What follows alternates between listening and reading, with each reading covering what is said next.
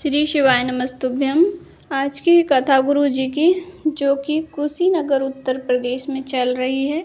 आज की 5वें दिवस की कथा पूरी हो गई है। आज की कथा बहुत विशेष थी और गुरु जी ने आज की कथा में बहुत सारी मुख्य जानकारियाँ दी हैं, पत्र भी पढ़े हैं। तो आपको सभी कथा की मुख्य जानकारियाँ इसी वीडियो के माध्यम से प्राप्त हो जाएगी, तो वीडियो में बने रहिए।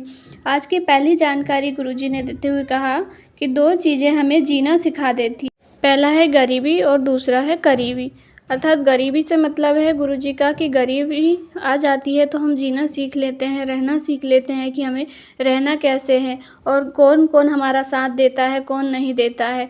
जो बात हमें गुरु माता पिता नहीं सिखा सकते वह गरीबी सिखा देती है। और दूसरा है करीबी। करीबी से मतलब है कि यदि आपके पास धन है, वैभव है, सत्ता है, तो आपके सब करीबी आपके साथ रहेंगे। और यदि आपके पास कुछ नहीं है, आप गरीब हो गए हैं, तो करीबी अपना साथ छोड़ देते हैं। तो दोनों चीज़ें ही हमें जीना सिखा देती है, गरीबी और करीबी। दूसरी जानकारी देते हुए गुरुजी ने कहा कि यदि आपके जीवन में गरीबी आ जाए तो आपको यह नहीं सोचना है कि यह मेरे भाग्य में लिखा है, भगवान मुझे ही दुख क्यों दे रहे हैं, मेरे ही किस्मत में दुख क्यों लिखे हैं। तब कि आपको ये सोचना चाहिए कि भगवान ने हमें जीना सिखाया है। तो आप 1 लोटा जल भोलेनाथ को समर्पित करें और बाबा की कृपा से जीवन जिएं, किसी के सामने हाथ ना फैलाएं।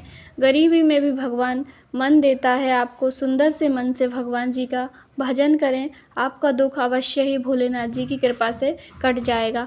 तीसरी जानकारी देते हुए गुरुजी ने कहा, आज उनसे किसी ने कुछ प्रश्न पूछा था कि गुरुजी पारसमणि और शिवलिंग में क्या अंतर है। तो गुरुजी ने कहा कि पारसमणि जो होती है उसे किसी धातु से छूते हैं तो वह धातु सोना बन जाती है, और भोलेनाथ जी की शिवलिंग को जो कोई छू लेता है वह भोलेनाथ का हो जाता है, परमात्मा का हो जाता है। अतः सोने से ज़्यादा कीमत इंसान की हो जाती है कि भोलेनाथ का हो जाता है। आज की कथा की चौथी जानकारी देते हुए गुरुजी ने कहा कि हम रुद्राक्ष महोत्सव को मार्च में शिवरात्रि के आसपास ही क्यों रखते हैं, शिवरात्रि पर ही क्यों रखते हैं। इसका एक कारण है कि जिसकी गोद खाली हो और जिसके घर में धन संपदा की कमी हो, वह यदि भोलेनाथ की कथा को कुबरेश्वर धाम में बैठ करके 1 दिन 2 दिन 3 दिन की श्रवण करेंगे तो उसके घर में धन संपदा की कोई कमी नहीं आएगी। और जिनकी गोद खाली है उनके गोद में बच्चा अवश्य ही होगा, क्योंकि उस समय पे ही महाशिवरात्रि पड़ती है और फुलेरा दूज का दिव्य दर्शन पड़ता है। उसी टाइम पे गुरुजी रुद्राक्ष महोत्सव करवाते हैं और यह अपने आप में एक सिद्ध होता है। इसलिए ही गुरुजी जो है मार्च में शिवरात्रि के आसपास कुबरेश्वर धाम में रुद्राक्ष महोत्सव का आयोजन करते हैं। की कथा की 5वीं जानकारी गुरुजी ने कहा, मेहनत का फल, मुसीबत का हल और तुम्हारा कल क्या होगा यह कोई नहीं बता सकता, पर जिसने भगवान की भक्ति की है, शिव महापुराण की कथा सुनी है, भगवान भोलेनाथ को 1 लोटा जल चढ़ाया है, उस मेहनत का फल अवश्य ही मिलता है, मुसीबत का हल भी मिलता है और निश्चिंत है कि उसका कल बदलता ही है। भगवान भोलेनाथ की कृपा उसे प्राप्त होती ही है। कथा की 6ठी जानकारी गुरुजी ने कहा, जो एक बार शिव महापुराण की कथा करा देता है, जो शिव महापुराण का जजमान बन जाता है, उसको भगवान भोलेनाथ झोली भर के इतना दे देते हैं कि वह 2 साल के अंदर फिर से शिव महापुराण की कथा करा देता है। शिव महापुराण की कथा कोई आसान कथा नहीं है, इसे साधारण व्यक्ति नहीं करा सकता। जिस पर भोलेनाथ की कृपा होती है वही इसे करा सकता है। आइए बढ़ते हैं कथा की 7वीं जानकारी की ओर। गुरुजी ने कहा, हमारे दर्शन करने से क्या होता है, हम तो खुद ही भोलेनाथ जी के दर्शन के लिए तरसते हैं। भोलेनाथ जी का दर्शन हमें एक बार ज़रूर हुआ था, जब हमारा एक्सीडेंट हुआ था। तब भगवान भोलेनाथ और माता पार्वती कांच तोड़ करके, कार का कांच तोड़ करके हमें हाथ पकड़ के उन्होंने बाहर निकाला था। और रुद्राक्ष महोत्सव में भी हमें ऐसा एहसास होता है कि भगवान भोलेनाथ हमारे उत्सव में आए हैं। तो भगवान भोलेनाथ भक्तों के साथ हमेशा ही होते हैं, इसलिए आप भक्ति करते जाइए और श्री शिवाय नमस्तुभ्यम अवश्य ही जपते जाइए। भगवान भोलेनाथ आपका हाथ भी पकड़ ही लेंगे।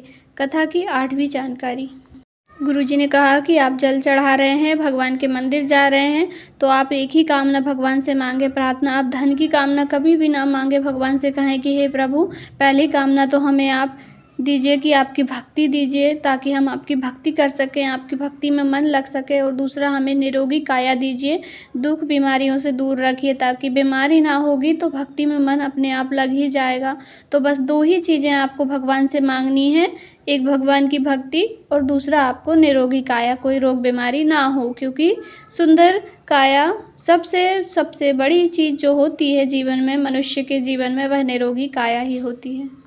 नवी जानकारी देते हुए गुरुजी ने कहा कि आप रुद्राक्ष महोत्सव में अवश्य ही आएँ सभी लोग, और रुद्राक्ष महोत्सव के समय पे एक रात रुक कर के वहाँ पे बाबा से प्रार्थना करें, पर एक रात रुकें अवश्य ही। और रुद्राक्ष महोत्सव में जो भी मांगा जाता है वह उसकी कामना अवश्य ही पूर्ण ज़रूरी होती है, यह निश्चिंत है। तो आप अवश्य ही रुद्राक्ष महोत्सव में जाइएगा, यदि संभव हो तो 7 मार्च से 14 मार्च तक होगा। उसी बीच शिवरात्रि पड़ेगी, उसी में फुलेरा दूज पड़ेगी। फुलेरा दूज के बहुत सारे उपाय नियम हैं, तो वह भी आपको वीडियो के माध्यम से आगे दिखाए जाएंगे। जानकारी अच्छी लगी हो तो वीडियो को लाइक ज़रूर करें। इस वीडियो में मैंने पत्रों को शामिल नहीं किया है। यदि वीडियो से रिलेटेड आपके मन में कोई डाउट है, कुछ पूछना चाहते हैं, तो अवश्य ही पूछें। सोमवार के विशेष उपाय मैंने दूसरी वीडियो में डाल के रखे हैं। आज की वह वीडियो भी अवश्य देखें। यदि आप पशुपतिनाथ का व्रत करते हैं तो आज की जो वीडियो है वह अवश्य ही देखें। श्री शिवाय नमस्तुभ्यम। हर हर महा